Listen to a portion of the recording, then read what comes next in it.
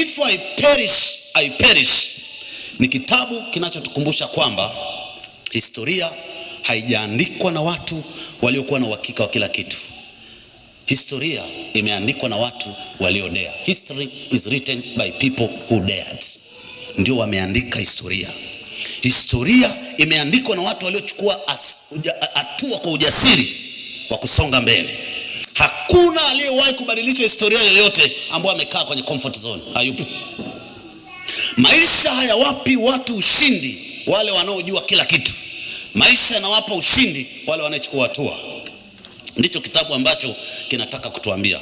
Mafanikio yote makubwa duniani yalianzishwa na watu waliosema if I perish, I perish. Mafanikio makubwa yoyote duniani yalianzishwa na watu waliosema enough is enough. Tumeelezewa vizuri Genesis ya neno if I perish, I perish. Ni binti huyu ambaye alikuwa hana wazazi. Binti yupo kwenye nchi ya uhamishoni. Hana baba, hana mama, hana comfort yoyote.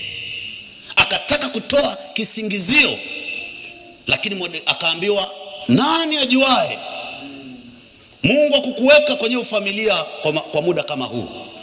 Esther, ukigoma kuchukua hatua na wewe utaangamia. Akasema if I perish, I perish. Akachukua hatua. Akaenda. Aliperish jamani?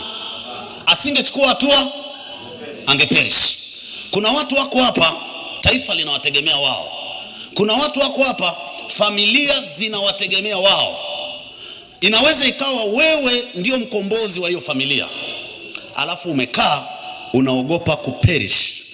If I perish, I perish sio lugha ya watu ambao wanataka kufa. Ni lugha ya watu ambao wameona purpose mbele yao, na purpose imekuwa kubwa kuliko fear. Ndio wanasema if I perish, I perish. Tumeambiwa kuhusu wakoma 4. Mjini kuna njaa, ndani kuna njaa, nje kuna njaa, mbele kuna jeshi la Waashami. Tukikaa hapa tutakufa, tukienda mjini tutakufa. Lakini wakaamua chukua hatua ya kwenda mjini. Na wasomaji wa Biblia samani wanafahamu, walipopiga hatua ya kwanza, Mungu akawasikizisha kishindo cha jeshi la Waashami. Walikuwa wanakaa wanaogopa kitu ambacho hakipo, kinasubiri wapige hatua. Walipopiga hatua hawakuperish. Tumekaa kwenye comfort zone. So nitaielezea hapa. Tunaambiwa kwamba kilichofuata baada ya kupiga hatua ni muujiza.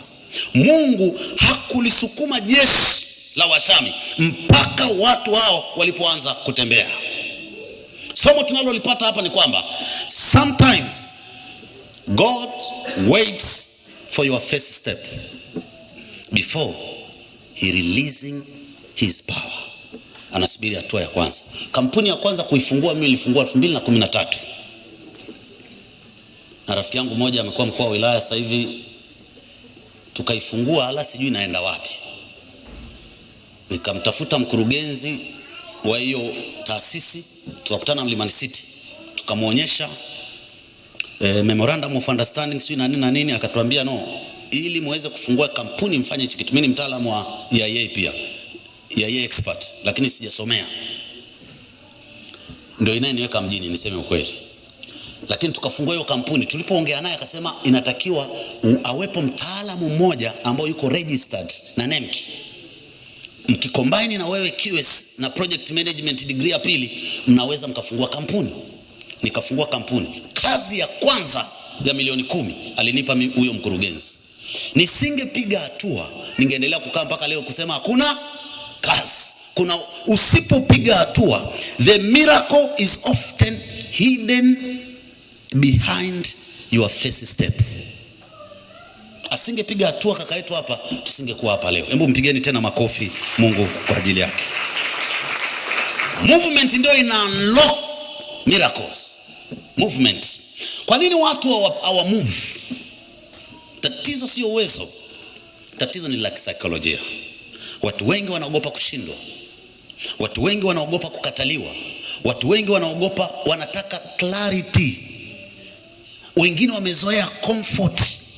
Wale ndugu zangu mliosoma physics form 2 kama sio form 1, kuna law moja inaitwa Isaac Newton ana law moja inaitwa law of motion au inaitwa law of inertia. Inasema hivi, an object at rest remain at rest unless acted upon by an external force.